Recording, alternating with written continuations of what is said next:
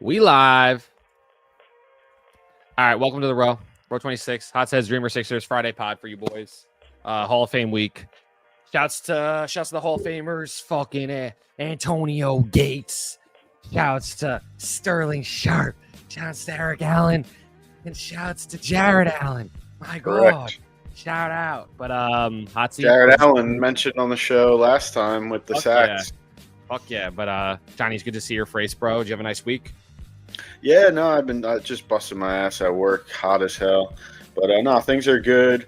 I was at the beach last weekend with the family. It's nice. See everybody, cousins, little kids. What was I gonna say? Row 26, 6. Like it's. Well, no, I mean we were 5. I have an issue with that. Stay away. Yeah, I want to get into a few things today. With obviously, I don't think it's just he wants to steal headlines like right as the season's about to start and make it about the Cowboys. Like as much as Jerry Jones is probably at this point at least a terrible owner, he might be a businessman first. And people always talk about, Cowboys fans. They always say we're going to win every year. And it's like, I really do think it's an overblown thing by the media because the media knows that it gets clicks and they're always promoting the Cow. Like, just like you can't watch First Take without them talking about LeBron James or the Cowboys. Like, it's always leading the news. And that it's Lakers in general. Yeah, that is partly by design from Jerry Jones. Like he does make splashy moves. Like again, he signed Dak Prescott the day the season started last year or the day before. $60 million a year. CD Lamb, same thing. Like a week before the season started, they finally paid him. Unlike these competent owners, the Howie Rosemans who paid Devontae Smith and AJ Brown before Jamar Chase and Amon-Ra get paid, like it's just a matter of that's how he likes to do things. And I think it also is a matter of he's a bit delusional. He thinks like going to the media and smack talking a player like adds to his negotiational leverage. And like it's a negotiation tactic for him. But really, it's just stupid, especially when Mike is saying things along the lines of he was willing to, just get a deal done earlier, even if it didn't mean waiting for the other pass rushers. He wanted to be a Cowboy. He wanted the star on his helmet, but Jerry Jones doesn't change the way he does business for anyone or anything, or that's just what he wants to do. He just waits till the last minute. It makes no sense business-wise because you're going to end up paying the most because you want them on the field, one, and two, because everyone else has already gotten their contract, and you're going to have to match those or pay them even more. I'm sure he's looking for something in the 4 to 5 years, $40 to $45 million range. And the thing is, too, he requested a trade. I mean, I don't think he's going to get traded, to be honest. We've seen a lot of people request trades the last few years. Brandon Ayuk, T. Higgins, Hendrickson. The NFL owners have the control of the tag. They have the control of, if you sit out the year, it doesn't count towards your contract. So he really has no leverage in terms of forcing a trade. Jerry can make him play this year, and he can make him play next year on the tag if he wants to. Do you think that he's like an actual candidate to full-blown hold out? I don't think anyone in today's NFL is a full candidate to hold. You can't afford. I think Le'Veon Bell was the last person to do it, and his career got ruined doing it. Exactly, and he lost out on $12 million or whatever he could have just got that year. $12 million. You only have so much football in your life. You're like, fucking, I'm getting old. I'm 34. I feel it fucking in my bones just working out and shit. Like, it's starting to be like, okay, I'm going to be 35 in November. Like, I can't imagine these guys who still play football and basketball as like a career. Right. Obviously, they have the world's best training and they're, built different. But at the same time, it's like, Micah Parsons, you're in the prime of your career. You sit out a year. Like, I think, and I don't think Micah's the type of guy. I think Micah will play this year. Who knows with the tag and stuff next year. But I don't think Jerry's going to roll over and be like, he requested a trade. I'm going to trade him. And I could also see this being a thing where he signs in a couple days and it's like, you know what? I'm glad we got something done and I'm happy to be a Cowboy. Yeah. I said that in the chat. I was like, I would be shocked if either him. It feels like a little posturing. it's definitely a better method to getting your money. I don't think the Hendrickson way is it's showing and proving that it's not the way. This conceding every time you get to the spot of like what you're supposed to do, and like every time training camp starts, Hendrickson is reporting, and like like some of these guys. They get fined like $50,000 a day they miss, right? And but it's if you like end up getting the contract, you could build that into the contract, and they pay it back. And well, that's what I was gonna. Well, with the Bengals, are probably the only team who wouldn't be like, okay, we're cool now that you got signed. They'll be like, no, you still need to pay those fines because they're the cheapest fucking pieces of shit. So, but I don't know. I think they either get a deal done or Micah plays on this final year and then gets tagged or whatever, who knows? But I don't see Jerry. You can't dedicate a 30-year cap to 3 players. I mean, you could, but here's my question for you. You're dedicating a 30-year cap to 3 players. 2 of those players, inarguably, are top 5 at their position. Top 3, possibly. Micah and CD. The one guy that's technically not really top 5 at his position, he can be on a given week.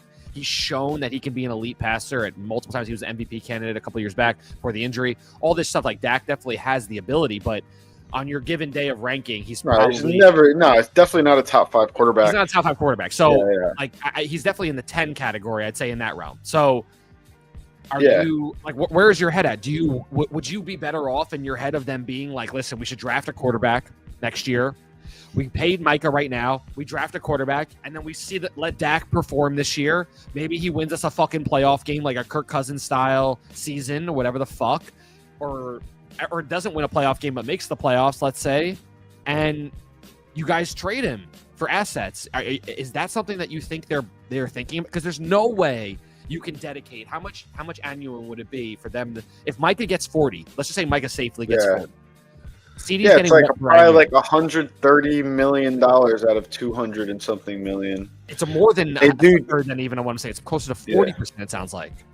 Oh no, it's more. It would be more than half of their salary cap. That's what I'm saying. Sure. But I don't think it's like unusual, to be fair. No. I think Bengals right now with Chase and Burrow, within the NFL, like the quarterbacks make fucking between 40 and 60 million. Pretty much anyone who's on their second contract, who's Daniel Jones was making it. Yeah, exactly. Like anyone worth their salt is getting like, it's not like there's no starting quarterback on a second contract who's making less than $40 million at this point moving forward.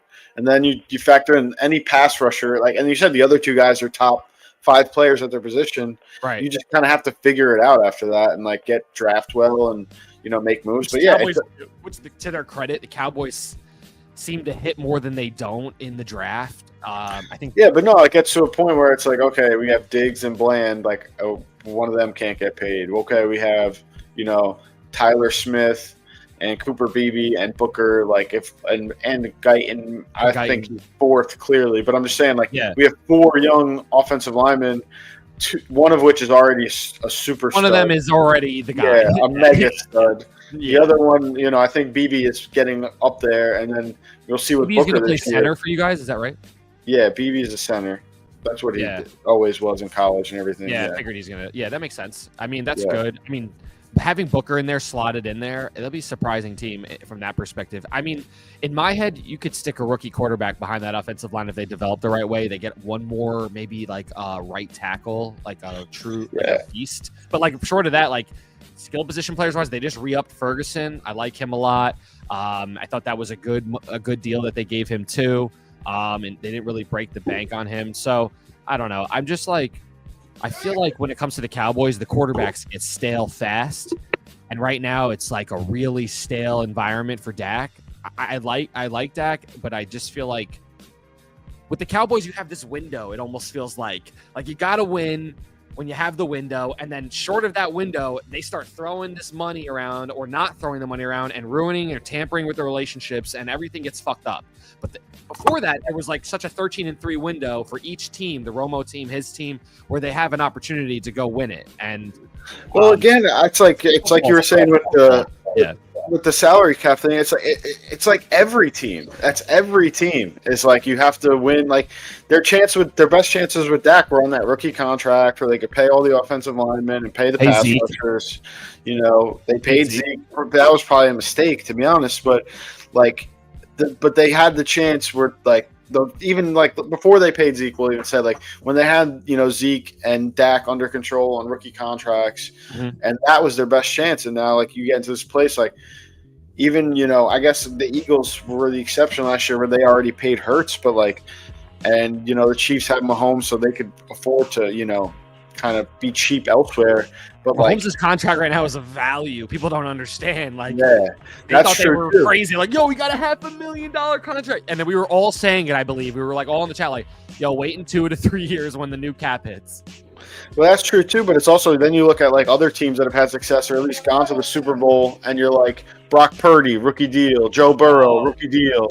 Like Purdy got 5 years. Lamar, 5 years out of that guy. Yeah. Even Lamar, like when he was younger, Josh Allen when he was younger, like obviously these guys got paid now, and then they're like, if you said to me the same thing you're saying about the Cowboys, like, oh, are the Bills gonna miss their window because they're paying Allen too much, or are the Ravens paying Lamar too much? It is the same conversation though. Like we are getting the only difference is that on Allen's going to push the knob towards wins more than Dak will. Like, of course. Yeah. I'm not saying they're the same. Yeah, of course. I'm not saying they're the same player. I'm just saying, like, the NFL's in a weird spot right now where they're printing money. They're so profitable. The owners kind of don't, know what to do. It's almost getting towards, like, the NBA where it's like some people aren't even trying to win. And it's like, I think Jerry Jones at his heart wants to win. But I think even more than he wants to win, he wants to be a figurehead, an icon in the news. Like he wants his name to live on.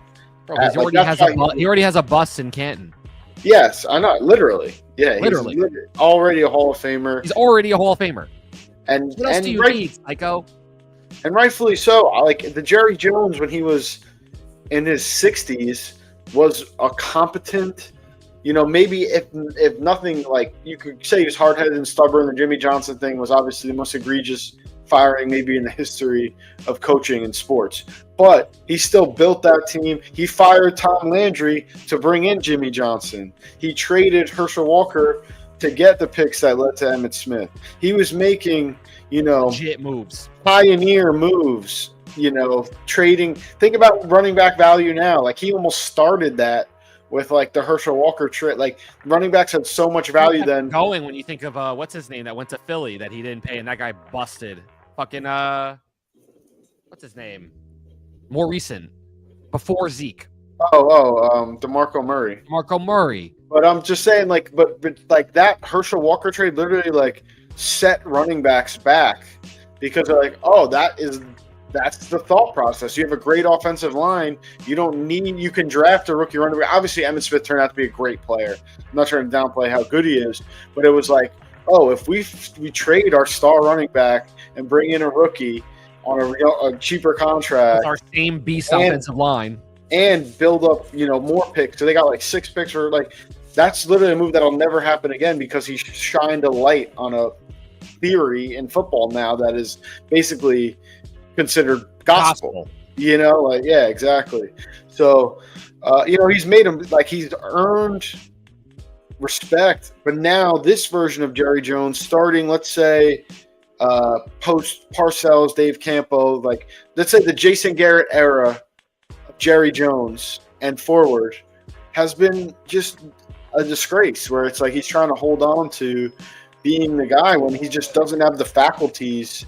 As an 88-year-old, something like that. I don't know how old he is now. 80 something. Jerry. He's not quite 88. I think that's old. 82. I think he's like 82. Yeah.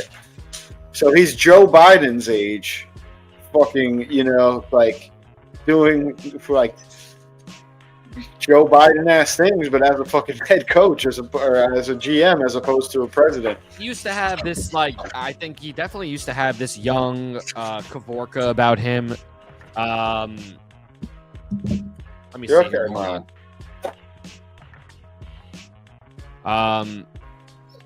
but in general, I think that, like I said, the staleness in football, it's a real thing. In sports in general, stale is a thing. And I think that we have arrived at a point where Jerry's style is stale.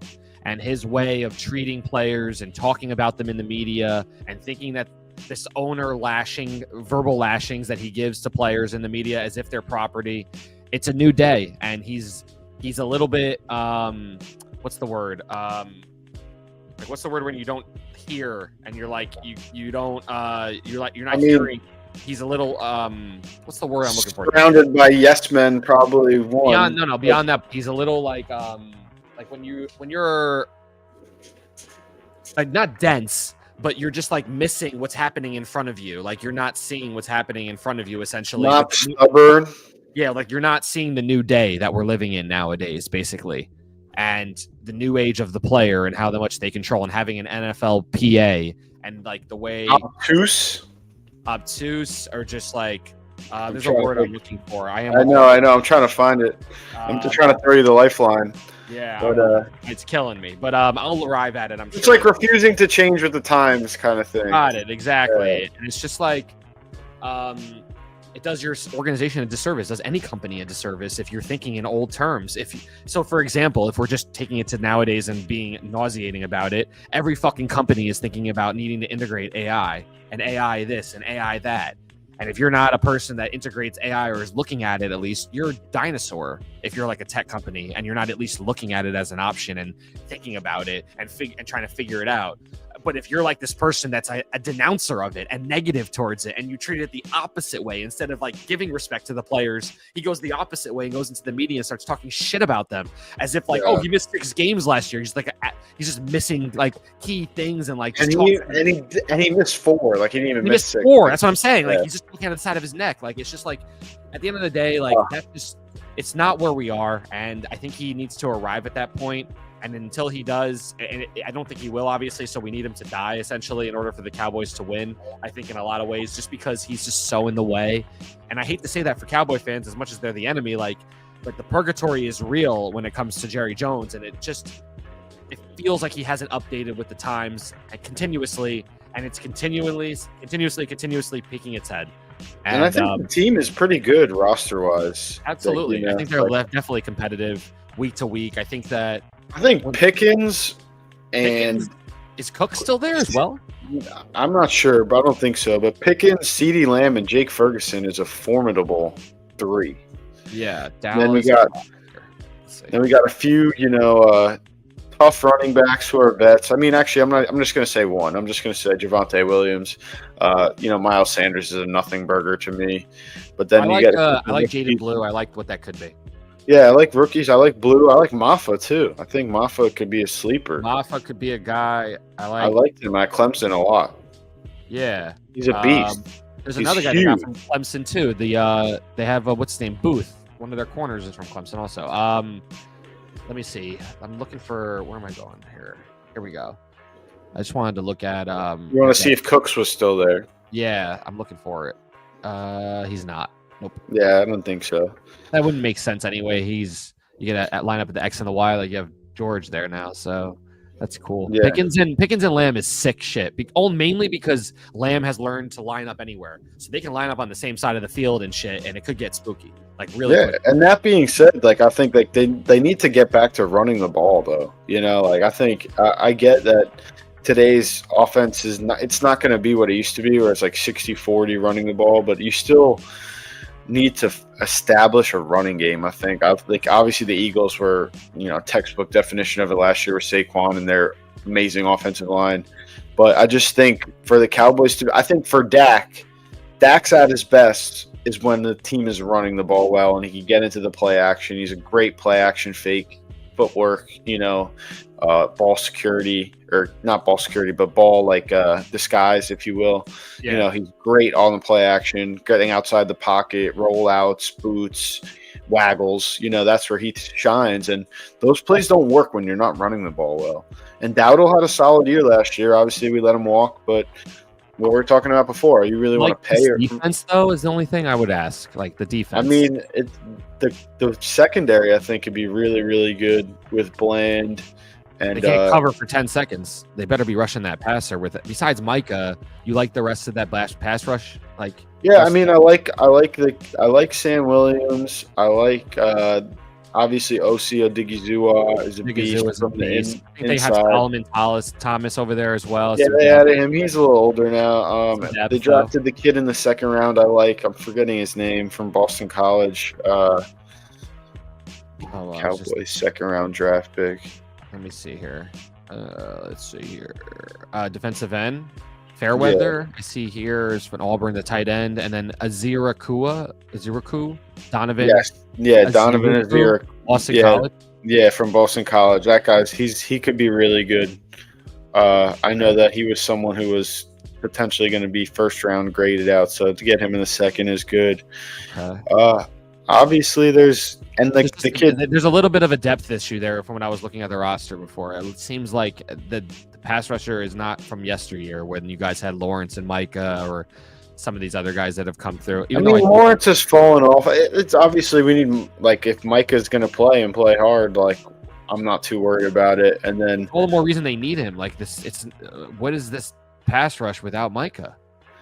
Yeah, well, we'll see. We got linebackers who can blitz. I like Sharon Ravel too, is another beast cornerback out of East Carolina. Nervous. Need Micah. I don't understand. They at this point with this contract, and this team, you take him off this roster, the defense is going to give up 30 a game. I don't even care how good the secondary is. Only because the pass rush I'm worried about. I don't see them rushing the passer consistently. I don't know about 30 a game. I mean, obviously Eberflus was a dweeb as a head coach, couldn't manage the clock and stuff like that. But he's a good defensive coordinator. Absolutely. And then I liked him as a coordinator a lot on the Colts. I thought he made that defense really good a couple years back when they had. He was the Cowboys linebacker coach when they had like Sean Lee and Jalen Smith. That one thing, he's not a head coach that can control the game. I think we all saw that very quickly. Like there's guys like that in the league that straight up like. You're a coordinator. Like Spagnuolo is another guy. He was a head coach, had a tough run at it, but he's one of the best coordinators of all time. It's okay. It's okay to be amazing at another thing, And I think Eberflus, that's definitely a good pocket for him. Shoddy might surprise people. He's a vet, so he might surprise some people, actually. From our D-end room, like, I can live with Sam Williams, Marshawn Nealon, Dante Fowler. Yeah, I forgot about that. Aziraku, and obviously Parsons has to be in there, but like that's not even D tackles, and then D tackles, obviously Osa, Mozzie Smith, I think had a good year.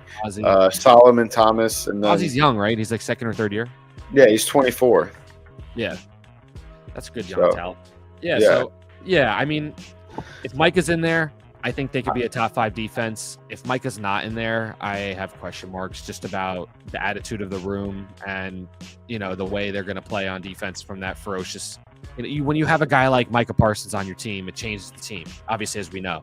The guy's a game wrecker. There's a reason TJ Watt gets this money even from a Pittsburgh Steelers stoic front office. They really were trying to do everything they could to knock that number down and not pay. And they're very, very choosy with their money, I would say, as an organization. I think we've seen over the years, Pittsburgh, this is like the first offseason we've seen them like trade and like fucking go for players like DK Metcalf or like fucking sign a free agent quarterback like Aaron Rodgers. That's really not any of their style at all. They're an in-house, inbred type of organization. So to see them do what they did and then give the money to TJ Watt on the back end speaks volumes. I mean, so I think that for slicing it down to that, I think eventually the Cowboys will arrive at the point and pay him. I think that's what will happen. Yeah, I mean, I think that, like, the odds of him actually getting traded, I think, are slim to none. I don't think there's every Eagle fan thinks it's gonna fucking happen, bro. Yeah, of course. I mean, they think that McLaurin, is going to Everyone's going to the Eagles. Yeah. Howie Roseman is going to call Jerry Jones. Jerry Jones is going to be like, yeah, let me trade Micah Parsons to the Eagles. Yeah, no, that's not going to happen, obviously. The Eagles probably can't even afford to pay Micah anyway. He was only going to want to get traded to someone who's going to give him a long-term contract. You get traded to teams that they're willing to go to the Super Bowl. It's scary. These guys get weird. They won't.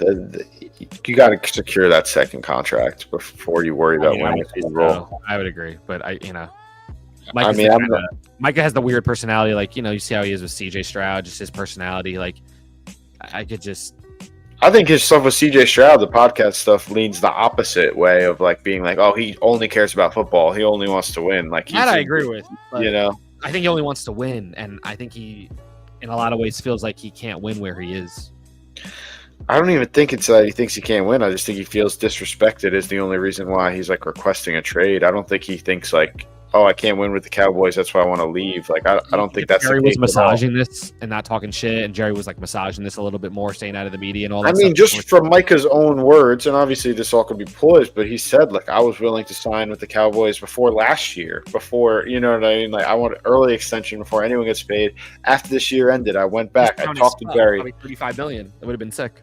Yeah, you know, so I don't think it's anything with him like not wanting to be there for the reasons of he doesn't like the organization or playing for the Cowboys. I think he just feels disrespected by Jerry Jones and how he's handled it. Like, and again, I think the logic that he would go to the Eagles or something like obviously that the Cowboys are never trading the Eagles, but let's just say the Chiefs, whatever, just like, oh, I'll go there and not take a long-term deal To win.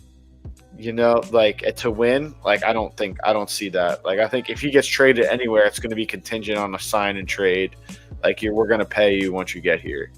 Kind of like Montez Sweat with the Bears. Like, you know, like I'm going there to get paid. Like, I'm not going to just be like, okay, trade me wherever. But then again, I guess I don't know. I've seen it. Like Devin Williams is pulling one right now with the Yankees. He got traded to us. There's no way we're giving him a contract next year when he's up, and he knows it already. Apparently, it's a handshake. Baseball is different than football, and again, it's not. Yeah, I'm not comparing. Yeah, contract of a rookie. You know, it's. I'm just saying, like a staple player that would come in, knows he has a chance to win the World Series, knows he has a chance to win the Super Bowl. You know, when you come in, yeah, but you can't point to that same example in football. There's no football player who's like, oh, just trade me. Yeah, he's the only one that came. I'm thinking of one. I'm trying to think of one. Yeah, no one's like, oh, I'll just play out my rookie contract without a re-signs because I want to win. No, nobody does that. Football is it's too risky. Finicky. Yeah, too finicky. Yeah, it's too risky. Baseball, even Devin Williams. Let's say he was on his rookie contract, did that, he could still get a Tommy John surgery, miss a season, come back and make $15 million. Yeah, you're right. You're right. Yeah. It's not the same thing. It's true. All right. Well, that was a good chat. I like a lot of what you're saying. I think the consensus that we both have is that eventually the Cowboys will arrive at the point and pay the man. We'd be hard pressed to think otherwise. I think a lot of this posturing is Jerry Jones' style. It sucks for the Cowboy fans. It sucks for the organization because everyone has to listen to it and hear it, and it becomes a story for no fucking reason when they could just handled it. But you know, yeah, I don't know. I haven't looked into like has Jerry Jones reacted at all. Kind of like put me in a fog today, even just hearing it. But yeah, like Jerry Jones, I don't see it. If best defensive player you guys have drafted and had since like who? Oh my god! I mean, maybe DeMarcus Ware. Yeah, like we're talking like from Troy. We're talking legends. Yeah, Hall of Famer. Yeah, bro. Yeah. I think Mike goes on his way to the Hall of Fame. You know, we'll see what happens. He's got obviously a lot to do still. He's not there, but top 5 player at the position for sure. Could argue top 3. Any other training camp stories, things that you wanna shout at all that you've been seeing? I mean, well, we talked briefly about McLaurin. You know, obviously requesting a trade as well. I think it's kind of a similar situation here. I think he wants probably a little more than he's gonna get. He is 30. You know, he's not gonna get the CeeDee Lamb contract, the Jamar Chase contract. Those guys are a lot younger than him. Is he better than DK Metcalf? I would say they're comparable. I mean, I think DK Metcalf is more of the he's more of a weapon at where McLaurin's more like consistent. So I guess there's kind of what you prioritize, and I guess we talked briefly about in the chat. The Commanders could argue that even without McLaurin, they still have a number 1 with Debo now, who is younger than Terry McLaurin. You know, Debo Samuel's a spectacular football player. I think the hate on Debo is ridiculous. I love him. I won a championship with him last year. Forever love Debo. Yeah, he's my man. I love him. He's an incredible player. He's got miles. He's younger than Terry McLaurin. He's got more miles than Terry. Terry's never played a playoff game until last year. Still, dude, I'm just saying, like, to be like, oh, Terry Every McLaurin, year like, they're in the Super to Bowl. say and that they're- Terry McLaurin is clearly like the better number one player than Debo Samuel, I think to me is Terry in crazy. his prime, Debo in his prime. Who you got? Debo could line up in the backfield, take handoffs, break plays like that. Who's better run after the catch? Debo. It's not even close. Don't even. Yeah. That shouldn't even be a second hesitation. I don't know. That playoff game last year when Terry took that shit to the house, that was wild. Who's a better route runner? Probably Terry by an inch. Close. Fine. Close. Better hands. Probably give that to Debo. I saw him. I went to the game on Monday night against the Giants, and he caught a corner in the corner and like touchdown, nasty catch, like a nasty. And again, close. And Close. Like, I'll say moot. I'll say moot even. and I would say faster. I would say Debo's faster. Besides all these bullshit clips coming out, being like, "Oh, he's fat and slow now." Like, No, I hate that shit. We're talking in ball better in shape. hand. Ball in hand. Debo's. Yeah, ball in hand, or even just running routes. Like, I don't care about that. Yeah, these guys are so fast without the ball. When the ball's in your hand, it makes you a different runner. With the ball in his hand, Debo's out. Yeah, I mean, but I think Debo is gonna have a huge year. I think he's kind of pissed at like all the talk, all the noise. He's fat, he's slow. It's like he's a fucking monster, and the Debo fat shit drives me crazy. It's like I work out a ton. I try to like get in shape and shit. And I'm like, he's in better shape than I could ever dream of being in. And people are like, he's fat, you know? Yeah, wild comments. Yeah, it's absolutely Yeah, yeah. It's like the Luka stuff too. But that being said, even if Luka was fat last year, bro was averaging 30, making the NBA Finals 2 years ago. Like, fat. Yeah, fat. Yeah, he's Fat. 6'8", 250. Like, Playing 70 games a year, averaging 30, going all NBA. If he was fat, it'd almost be impressive because he played basketball fucking once a. The way people talk about it, it's as if like fucking Damian Woody's fucking shooting hoops. Yeah, it's insane. Damian Woody catching a stray. Sorry, David. But no, what my point being with the whole McLaurin thing is more so than them needing him on the field. And I do think he's an excellent player, and I love Terry McLaurin. I've always been a big fan, and I hate the Commanders. Yeah, he makes Debo a lot better because he demands the number one.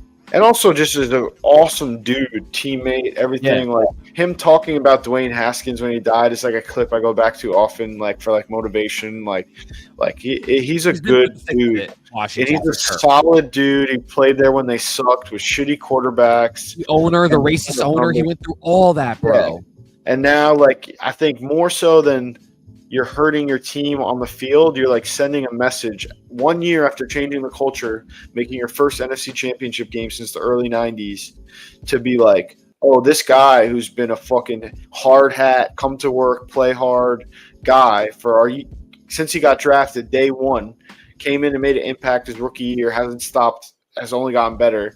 We're not going to open up the checkbook for him.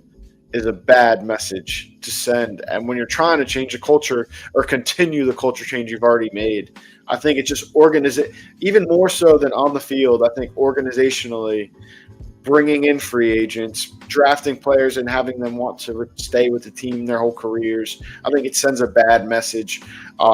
Does that mean you have to fucking pay him whatever he wants no matter what? No.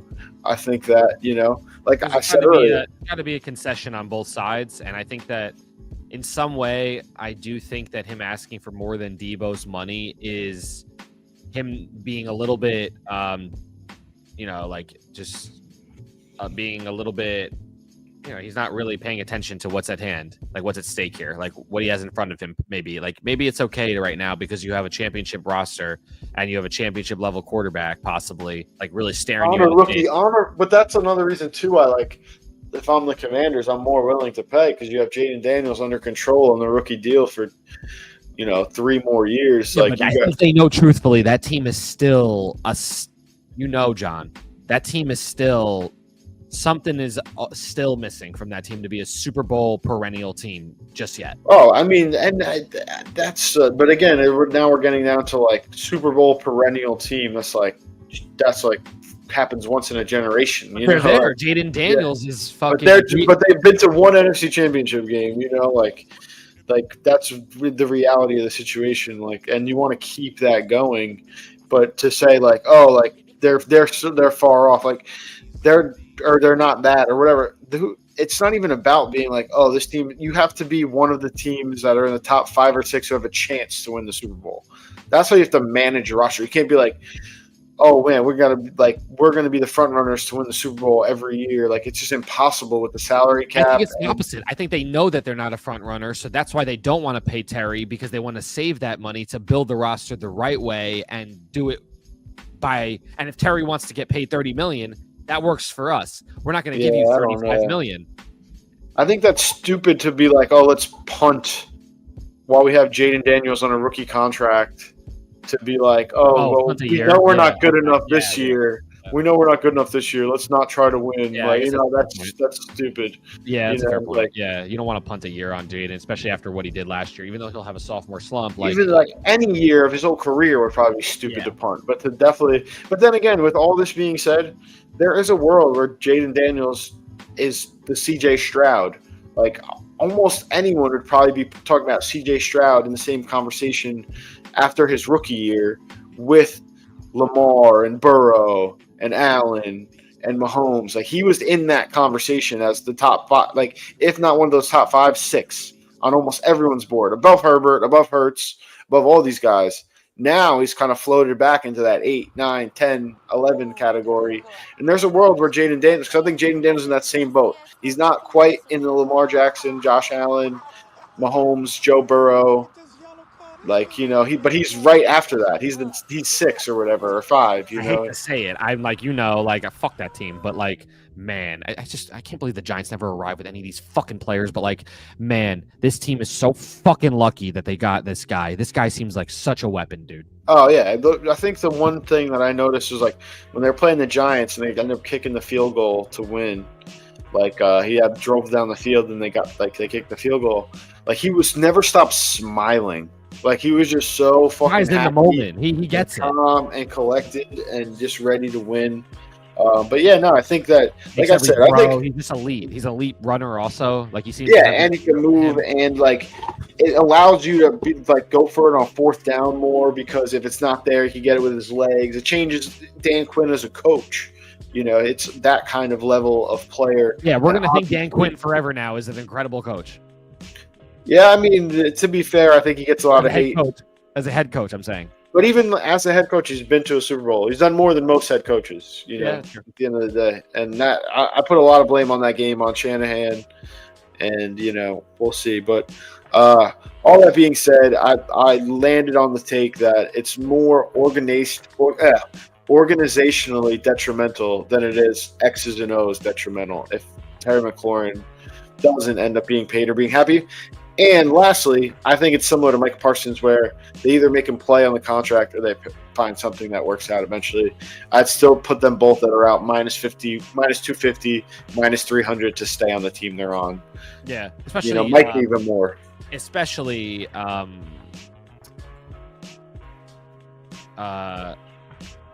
Micah or Terry? Terry. Especially Terry. Yeah, especially Terry. Micah could get traded. I do believe that. I think what are you trading it for? Picks and a player. I don't see it. I mean, I also don't see Jerry being like, "Oh, you want to trade? You get one." It's just that's true. Yeah, I guess that's fair too. All right, let's keep it moving here. I want to talk about the MLB trade deadline a little bit before we get into Hotz Corner. So for sure. Definitely shouts Brian Cashman making a lot of moves. I'm going to pull up some of the moves. MLB trade deadline. Let's pull this up. Carlos Correa, I saw went back to Houston as well. That's pretty wild. I got an article here if you want to just kind of go through them one by one. Sure, yeah. All right. So the number one trade they ranked here is Mason Miller to the Padres. Yeah. And JP Sears, who's a decent starting pitcher too. He's an arm. Yep, absolutely. They gave up big prospects, though, to the point where people are saying that they probably see Mason Miller as a starter down the road. Like, they gave up a lot. They have control over Miller to, 28 or 29, so, Yeah, but just in terms of they gave up a top 10 – and this is MLB. This isn't their team because a lot of times that gets convoluted when people are like, oh, they give up a top 10 and a top 20 and a top 30 prospect, and it's like that's among their own team rankings where it's like, yeah, a good chance none of those guys end up being good. But Yeah, they gave got up like a the top. number 3 prospect, right, or number 4 prospect. Yeah, they gave up a top 10 MLB prospect and then like 3 top 100 MLB. Basically, like the best 4 prospects they have. So I have the name obviously, here. I just got it here. Let me see here. oh, I got it. It's Leo DeVries, Braden Nett, number 3 Henry overall Baez, prospect. Wow. Henry Baez, and Edenwell Nunez. Almost the same spelling as Eddie's name. Not The boys are Edenwell. going off in the chat. What are they talking about? What do they say? Volpe clutch home runs. Oh, nice. Yeah, but they gave up a lot, but we'll keep it moving. But Mason Miller's a stud. The Padres are obviously going for it. They're looking up at the Dodgers right now in that division, but they're pretty much set in stone for a wild card spot. The Astros get Carlos Correa back. Interesting move there. Correa really hasn't flourished since leaving Houston to begin with. He's kind of struggled in Minnesota, but we'll see if going back to where he had a lot of success, even though it was tainted by the scandal. I think it could be good. I think it could be good. I think as much as I hate them, like I think that in a lot of ways it's where he proposed to his wife on the field when they won the World Series. There's a lot of memories for him there, so it might recharge him, which is scary to think, but like I definitely could see a recharge there. All right, and then we recharge. Yeah. Yeah, no, I agree with you. I think it makes sense for the Astros to give him a shot there. The Mariners get Eugenio Suarez from the D-backs, big power hitter. He's hurt, they right? desperately what? He's hurt though, right? Suarez. Is he? I don't. He got hit on the hand or something like that the other day. Did it come back negative and it's the nothing burger? I didn't see. I mean, I'm sure they wouldn't trade for him if he's badly hurt. Suarez hurt. Exits after hit by pitch. Yeah, it was hit by pitch on his right hand during Monday night's game. X-rays came back negative. He was out of the lineup on Tuesday and is being considered day-to-day. Yeah, he was traded a little bit hurt. I'm telling you, I saw that. Yeah, but that's dated, like you said. His X-rays, yeah, nothing came up in the X-rays. By Friday. Yeah. Probably were like, tell us what the X-rays were. The moment they're negative, all right, we're sending you the trade. I will see. I mean, he might be playing today, honestly.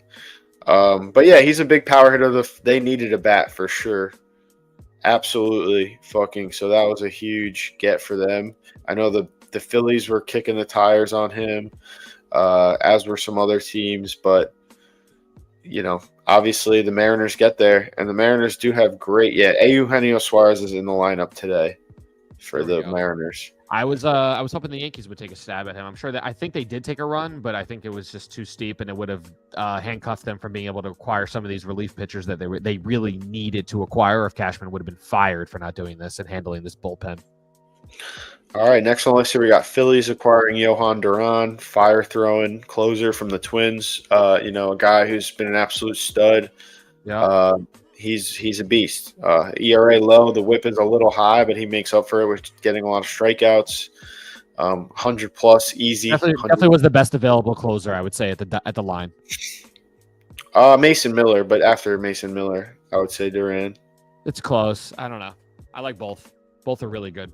Yeah, I'll take Mason Miller. Big leverage guys for sure. Yeah, they acquired somebody else here. Let me see. The Phillies. Yeah. They got Harrison Bader, but he's way down on my list of guys.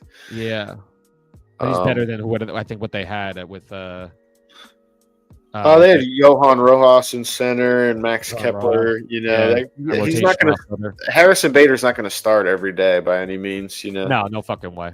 I don't think he started. His best year was probably with the Yankees when he went ballistic for us during that whole run into the playoffs. Remember all that? He was cranking them every day. Yeah. No, he there's a reason why he's played for like 5 teams in 8 years or whatever. He's not like a guy who you're like, oh, he's moving the needle.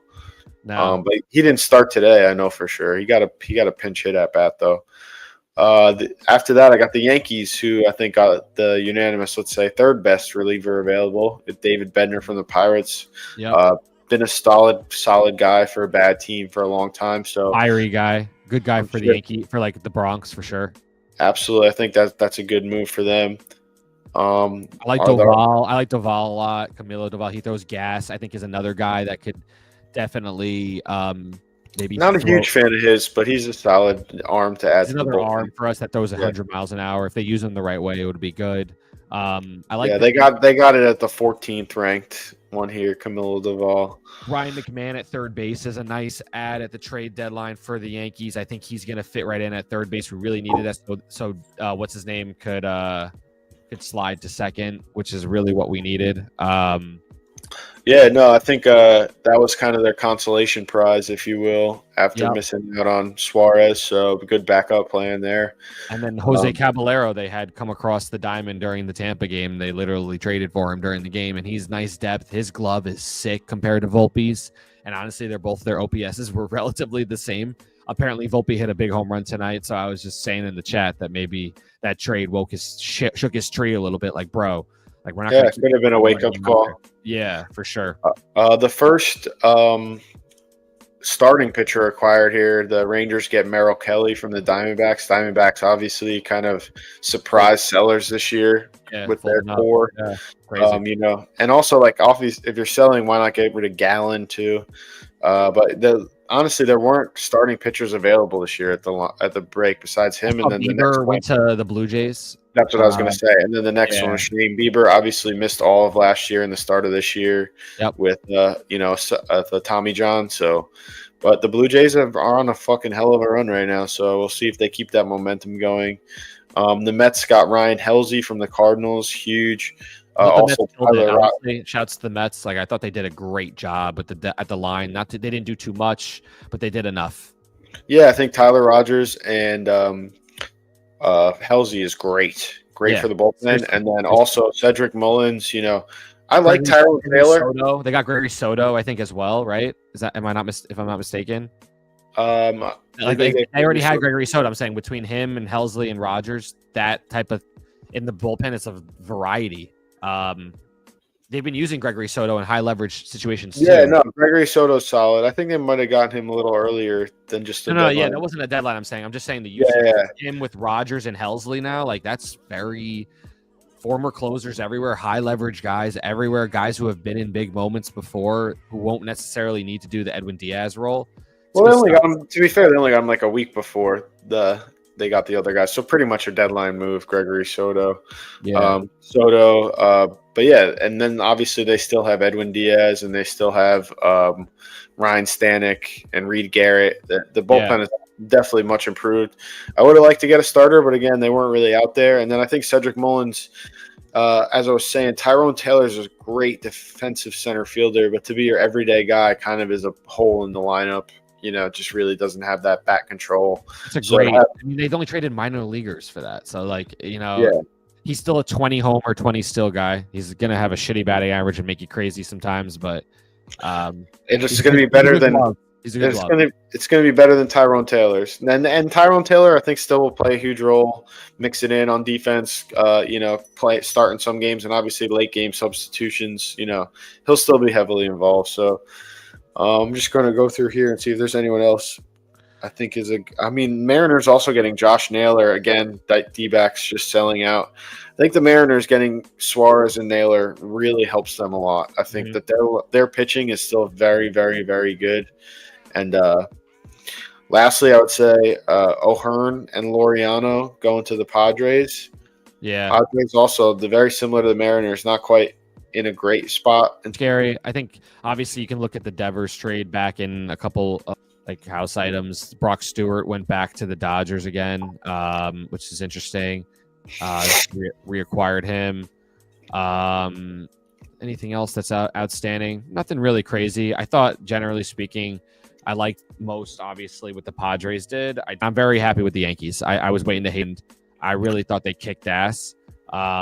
I think the Athletics, though, are sneakily going to be 2 years, bro. You look at this guy, Kurtz, dude that plays short, that went to the Keith Wall, it's a 13th ranked prospect who seems to be really in that future type of. He's in playing in a AAA park, so interesting to watch. Set some good starts for them, quality. He's been okay. Yeah, obviously their pitching is still a question mark, but you got to build it one brick at a time, I guess. Yeah, for sure. Or they just do what they always do, and they'll build somebody up like Miller and then trade him before they got to pay him. Literally. Fucking Mets come back and then just lose. Fucking garbage Mets. I know you guys all hear it. I'll let my joint back up. Give me a second. Hey. Yeah, the Mets fucking came back from down 2-0, went up 3, tied it up at 3-3, and then went down 3-0, tied it up at 3-3, and then lost in fucking the 10th. Had the bases loaded with 2 outs, couldn't score. Fucking garbage Mets. Did the Phillies win? I think the Phillies lost. You like the coach Mendoza, or the fuck his name? Yeah, I like him. He's good. You like him? Okay. Oh, the Phillies came back and won too. Holy shit! Fuck, they got first place now. Duran got a save. Wow, that sucks. They were down 3-0. Also, the Phillies. That's They their came problem. back. Also, giving up leads late. I feel like that's a huge issue for them, and they just got an arm for that. Crazy. Yeah, that was huge for them. Yeah, no, Duran is a great move for them. Bader is a nothing burger as far as I'm concerned, but Duran was. He'll hit a home run against you guys in the playoffs. Obviously, you already know what's coming just because you said that, and you're a Met fan. He was on the Mets. It's all perfect. No. All right, I'll kick it off. You ready? Yeah.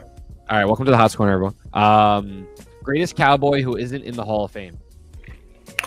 Greatest Cowboy who isn't in the Hall of Fame, like not even guys that might potentially might be there. No, they don't count. Yeah, I was gonna say not the guys who Travis aren't Fisher, in there yet. Martin. No. I'm checking one guy because I don't think he's in. Yeah, I'm gonna go with this. Okay. He was a tackle for the Cowboys in the '90s. Went to 4 Pro Bowls, 2-time All-Pro, 3-time Super Bowl champ. And not in the Hall. Not in the double check. He should be a Hall of Famer, but Yeah, I was he's about not. to say that sounds like a Eric Allen. Like I don't understand how that happened. Right, Eric Allen's pretty good. He's all right. He's all right. Whatever. Rank your top 3 kickers from the last 20 years. Top 3 kickers from the last 20 years. I'll go Vinatieri. I'm gonna leave off Justin Tucker because he rapes women. Disavow. So I'll go Vinatieri. Wow. Give me. A lot of them have like good runs and then fell off. So I'm trying to be.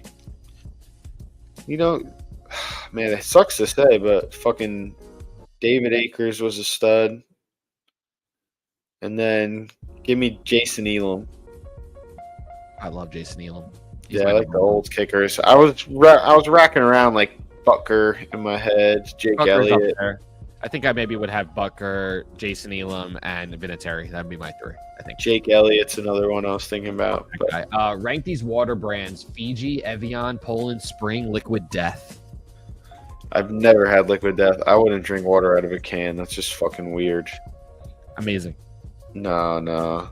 I'm not into it. I respect the guy. I know the guy who built it up and It's marketed incredible it. water. It's a great experience drinking water out of a can. Actually, you No, expect it to, it's almost like you're drinking something that you expect to have a different taste, then you realize it's water. It's pretty. I don't good. like drinking out of a can in general. Like I pour out, like if I get beer that's Yeah. I do that with smaller glass. cans, like soda. If I have a glass of soda, I might have one this evening, so I haven't had one in like weeks. I'll have a glass of ice. Yeah, I don't like drinking out of a can in general. So I guess I'd put that last. Kind of crackheady. Drinking out of a can is crackhead, a little crackheady. Yeah, I'm not into it. And then what are the other ones? Poland Spring, Fiji, and Evian. Give me Fiji, Poland Spring, Evian, Liquid Death. What team in the NFL will make the biggest leap from last year? One from the NFC and one from the AFC. Biggest leap from last year. I would say the Bears or the Cowboys. I think the Cowboys are going to be sneaky, but we'll see. The Bears. I'll go with the Bears. I'll settle on the Bears, and then for the AFC. Let me think for a second. I know they were pretty good last year, but give me the Chargers. I think the Chargers are going to be good. All right, yeah, that was all my questions. So if you want, All right. do a quiz. All right. You want to do quiz or I do questions and then You do both questions, and quizzes? then we'll do the quizzes. All right. What is your most memorable trade deadline acquisition?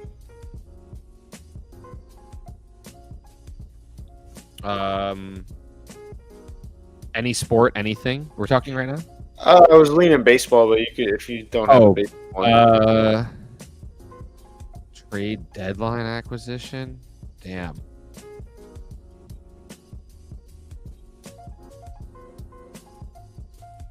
Man, I don't know. I don't even know if I can pin and I can pin guys that have been traded to the Yankees, but I don't know if I can pin if it was at the deadline.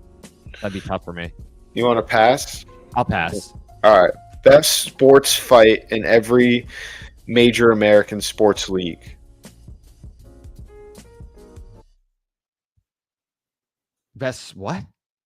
Like best fight on us in between athletes. Ring event, one for every league. In history. Fist fight, not like argument. Yeah. Okay. Let me get the A-Rod Varitek Zimmerman for baseball. Oh, nice. Don Zimmer, excuse me. I would say Zimmerman. That's the third baseman. Zimmer, yeah. For football fight, let me get the OBJ Norman, and then for hockey,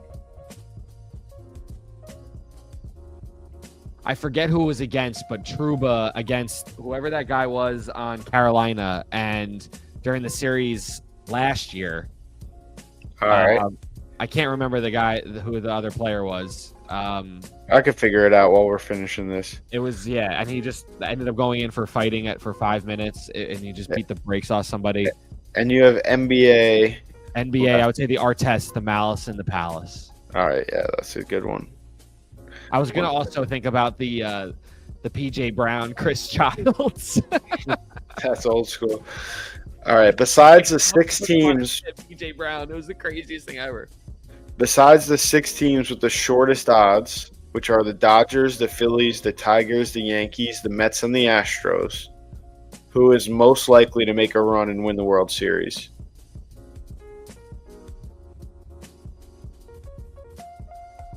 Can you read back the teams again one more time? Yeah, so no Dodgers, no Phillies, no Tigers, no Yankees, no Mets, no Astros. Those are the 6 teams with the best betting odds to win the World Series. Oh, then outside of those teams, who is most likely to win? It's 100% the San Diego Padres. After all the moves that they made and where that team is sitting right now, it's got to be the Padres. All right. Power rank these sides: rice and beans, mashed potatoes and gravy, mac and cheese, and a side Caesar salad. So it can't be like a chicken Caesar salad. It's a side Caesar. That's last then, because it's not chicken Caesar.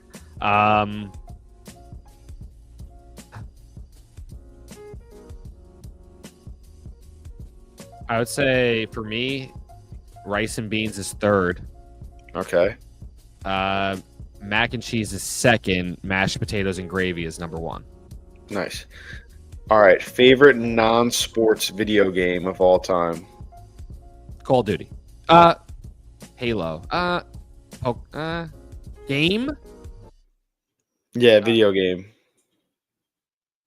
Of all time? Of all time. Oh, man. I'll go Halo 3. Halo 3. Okay, and then we'll do the most memorable trade deadline move. Yeah. It doesn't have to be to your team. It's just something like a memorable trade deadline move. Could be someone your team traded away. It could be, could be not your team involved at all. Yeah.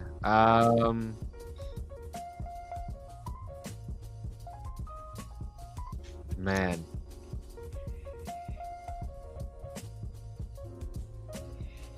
At this point, you could just name anybody. No, I know. The most memorable one. You can't even think of one. Think of a good one though. A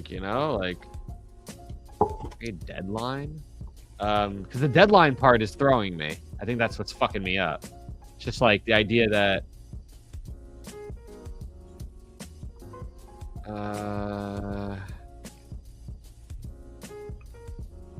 Let's see something. You looked up one. I'm gonna look up one. What? I'm saying you looked up one answer for the Cowboys before for the question I asked you, so I'm gonna look up one right now and just. Oh yeah, you could double check something. Yeah. Double check something. Yeah. Yeah, go ahead. Wow, this is a great name. I mean, he was the one. It was him and Mark Teixeira that I was thinking about, but Bobby Abreu being traded to the Yankees at the trade deadline. I think he was a trade deadline guy. I don't know. Let me double check. Whatever. In season. Trade. I honestly think it was off season, but I could be wrong. Robbie Abreu and pitcher Corey Lytle from the Philadelphia in exchange for a package. Yeah, it was July 30th. That's trade. Yeah, deadline. there you go. Phillies to the Yankees. Yeah, I see it right here. I'm looking at it. Nice. Oh, All right, you remembered one. Ron Trade won. deadline. It was. All right. Yeah. No, I thought you might have went when the Yankees. The next part of the Bobby Abreu trade. Like I didn't. I had a thought list of different trade deadline things. I thought you might have went with when they traded Chapman to the Cubs, and the Cubs. Oh yeah, for Glaber. Yeah, for Glaber, right? And then we got him back again. And then after the season, we signed Chapman back. Yeah, exactly. That was a big one. Mine is obviously Cespedes. They went to the World Series. Cespedes. Yeah, they went on a meteoric run after that. Yeah, like, and he was unbelievable with the lime green gear. Fucking he was every fucking at bat seemed like he had a big hit. Perfect Met. If I was going to describe what a Met looks like, it's like some combination of him and David Wright. Like literally perfect Met. Yeah, he was like the Hispanic Met. Yeah, him and Reyes. Perfect Hispanic Met. Yeah, exactly. Yeah. Him and Bill. The other things I wrote down that just came to my mind when I came to this question were Soler winning World Series MVP with the Braves.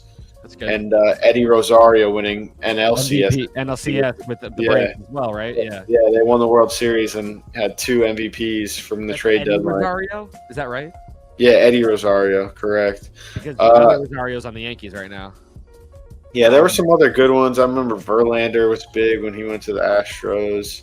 Scherzer to the Dodgers in 21. What to say? Someone went to the Dodgers. Yeah, there's been some big ones. Did DeGrom get traded mid-year, or was that a signing? No, he didn't get traded. That was just big money signing. Yeah. Yeah.